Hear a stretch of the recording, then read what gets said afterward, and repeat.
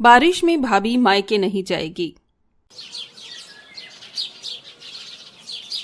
अमित, तुमने मेरे माँ बाबा को मना तो लिया है, लेकिन तुम्हारे माँ बाबा से तो मैं अभी तक नहीं मिली हूँ। पता नहीं तुम्हारी माँ बहन मुझे अपनाएंगी भी या नहीं। इतना डरो मत संजना, जहां दिल राजी होता है वहां रब की भी रजामंदी होती है। और मेरे परिवार के बारे में मैं जानता हूँ, मेरी माँ और बहन को सबसे ज्यादा मेरी खुशी प्यारी है, और तुम मेरी ही खुशी हो, तो वो भला तुम्हें क्यों नहीं अपनाएंगी। लेकिन अमित, तुम्हारे बाबा का क्या? इतना मत घबराओ संजना, मैं तुम्हें तुम्हारे घर से अपनी पत्नी बनाकर ले आया हूँ, तो अब ये बातें मत सोचो।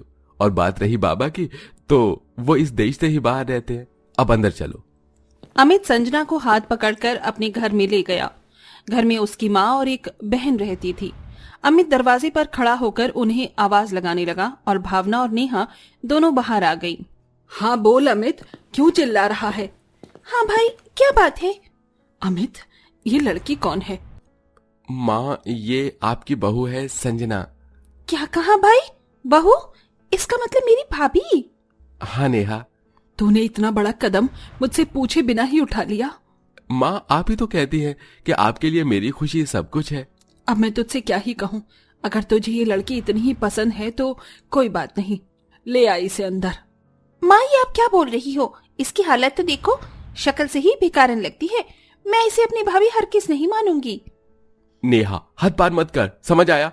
संजना के कपड़े वगैरह माना थोड़े पुराने हैं, लेकिन बस ये सब उसके हालातों की वजह से है। और खबरदार जो आइंदा मेरी पत्नी के बारे में कुछ भी अलपल बोला तो। अमित की बात सुनकर नेहा चुप हो गई और अमित अपनी पत्नी संजना को घर के अंदर ले आया। घर में आकर संजना सीधा अपने कमरे में चली गई। तभी नेहा अपनी माँ से बोली, माँ, ये भाई किस बेकारन को घर में ले आए हैं? मुझे तो बहुत गुस्सा आ रहा है। बेटा चुप हो जा। सच बताऊं तो वो लड़की तो मुझे भी जरा सी भी पसंद नहीं आई, लेकिन अब क्या ही किया जा सकता है। अमित की पसंद है तो अपनाना ही पड़ेगा। भाई को भी ये बेकारन ही पसंद आई थी। अरे, उनके तो कॉलेज में भी एक से एक बढ़कर ब्यूटी पड़ी हुई है, फिर भी बस यही तो है नजर का खेल। अब इसे कौन पसंद आ जाए ये कोई नहीं जानता। हाँ, तो अगर इस महारानी को भी मैंने इसकी औकात दिखाकर अपने भाई की जिंदगी से रफा दफा न कर दिया ना, तो मेरा नाम भी नेहा नहीं। नेहा संजना से बहुत जल रही थी। उसे अपने ऊपर बेहद घमंड भी था। अब नेहा ने संजना को सताने की पूरी तरह से मन बना लिया था। एक दिन तो संजना का अपने कमरे में ही गुजर गया, लेकिन अगले दिन जब वो तैयार होकर नीचे आई, नमस्ते माँ। भाभी, ऐसे नहीं, हमारी माँ के पाँव में तो चिपकने वाली मिट्टी भी अमीर है, उसे चाट कर नमस्ते बोलिए। क्या हुआ ननन जी, मैंने क्या कुछ गलत कर दिया? आपका इस घर में आना ही गलत है। मेरे भैया को कौन सी जादू में फंसाया है तुमने भाभी जी? मैंने अमित को फंसाया है? ननन जी, ऐसी बातें मत कीजिए। मुंह से कितनी गंदी बात आ रही है। आपने टूथब्रश नहीं किया था क्या? अरे हाँ, याद आया, आप तो गरीब खाने से हो ना, आपको कहाँ ब्रश करना आता होगा। आप तो मिट्टी से ही दांतों को रगड़ती होगी ना। कितनी गंदी बदबू थी। मैं तो जा रही हूँ। नेहा की माँ भी उसी की तरह घमंडी थी। हालांकि संजना के मुंह से कैसी भी स्मेल नहीं आ रही थी, लेकिन तब भी दोनों माँ बेटी ने अपने अपने मुंह पर हाथ रख लिया। संजना को अपनी ननंद का ऐसा बर्ताव बहुत बुरा लगा, लेकिन वो कुछ भी नहीं बोली। बरसातों का मौसम था। कुछ देर बाद ही बारिश शुरू हो गई। माँ, बारिश हो रही है, चलो ना कुछ खाते हैं। बारिश में तो बस पकौड़े ही अच्छे लगते हैं, ऑर्डर करके मंगवा ले। माँ, जब घर में एक नौकर पहले ही आ गया है तो अब ऑर्डर क्या करना?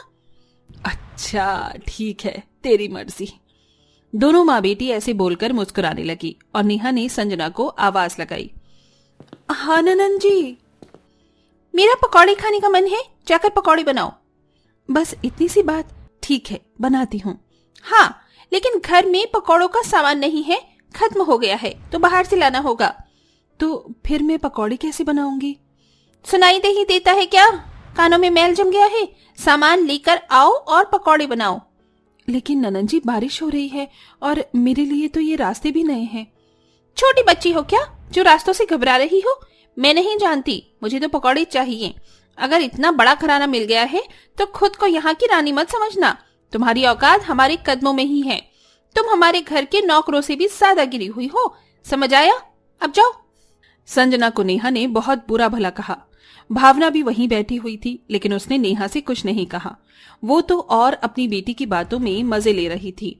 बेचारी अकेली पड़ी हुई संजना को ना चाहते हुए भी बारिश में बाहर जाना पड़ा और बेसन वगैरह खरीद कर लाना पड़ा।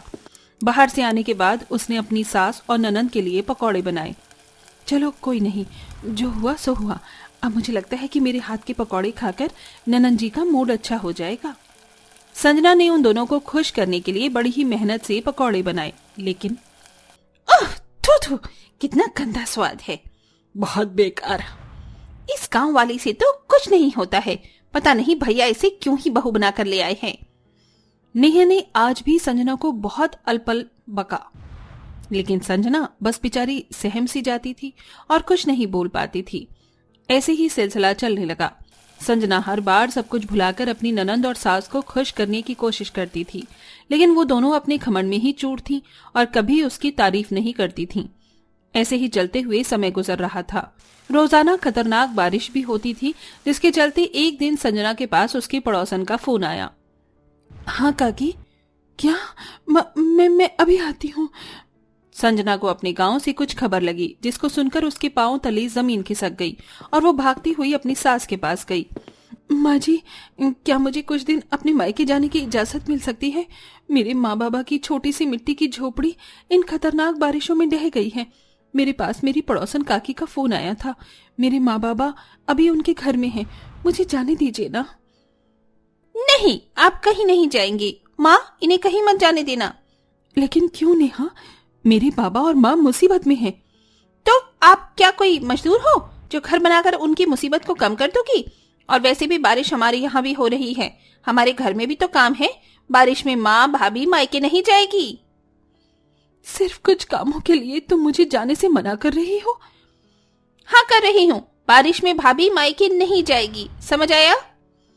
नेहा संजना पर भड़कने लगी और उसी वक्त घर में अमित आ गया। उसने ये सारा मंजर देख लिया और वो अपनी बहन पर भड़कता हुआ बोला, नेहा, ये क्या तरीका है अपनी भाभी से बोलने का? अमित भाई आप? क्या बात है? भैया देखो ना, कितना खराब मौसम है और इस मौसम में तो काम भी दोगुना हो जाता है। माँ की भी तबीयत खराब है और ऐसे में भाभी मायके जाने की बोल रही है। संजना, क्यों जाना है मायके? अमित जी, मैं अपने मायके अपनी खुशी से नहीं, मजबूरी में जाना चाहती हूँ। मेरे माँ बाबा का पूरा घर ढह गया है, वो हमारी पड़ोसन के घर में है। मेरा दिल बेचैन हो रहा है, मुझे वहाँ ले चलिए। अच्छा, रो नहीं, मैं अभी गाड़ी निकालता हूँ। क्या भाई, आप भी इनकी बातों में आ रहे हो? माँ ने भी कह दिया है बारिश में भाभी मायके नहीं जाएगी। अच्छा ठीक है, बारिश में भाभी मायके नहीं जाएगी, ठीक है, मैंने तेरी बात को मान लिया, लेकिन अब यहाँ सभी को मेरी भी बात माननी पड़ेगी।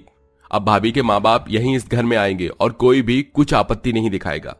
अमित ऐसे बोलता हुआ चला गया। नेहा और भावना उसे रोकती रह गईं, लेकिन उसने उनकी एक नहीं सुनी। कुछ ही देर में वो संजना के माँ बाप साथ अपने घर लेकर पहुंचा और आकर अपनी माँ और बहन से बोला, आज आप दोनों ने ही मुझे अपनी हरकतों से बता दिया कि आप संजना से कैसे पेश आती हो। माँ और नेहा, दोनों कान खोलकर सुन लो, जितना प्यार मैं आपसे करता हूँ उतना ही अपनी पत्नी से भी करता हूँ, और अगर आगे से आपने उसके साथ कुछ भी गलत किया तो मुझसे बुरा कोई नहीं होगा। उसे भी अपनाइए, भले ही वो गरीब है, लेकिन अब इस घर की बहू है। मैंने संजना के माँ बाबा को घर भी बनवाने का भी इंतजाम कर दिया है। जब उनका घर बन जाएगा तब वो उसमें चले जाएंगे, लेकिन अभी तक जब तक वो यहाँ है सभी मिलजुल कर रहिएगा, ठीक है? अमित ने काफी डराकर अपनी माँ और बहन से ये बात बोली। संजना के माँ बाप भी उसके ससुराल ही आ चुके थे। संजना ने उनकी अच्छे से सेवा की और साथ ही अपने ससुराल का भी ख्याल रखा। इन दिनों नेहा और भावना ने भी उससे कुछ नहीं कहा और संजना की अच्छाई ने उन्हें इम्प्रेस भी कर दिया। जब संजना के माँ बाप का घर बनकर तैयार हो गया तो वो उसमें रहने चले गए और संजना अपनी ननंद और सास के साथ खुशी खुशी रहने लगी।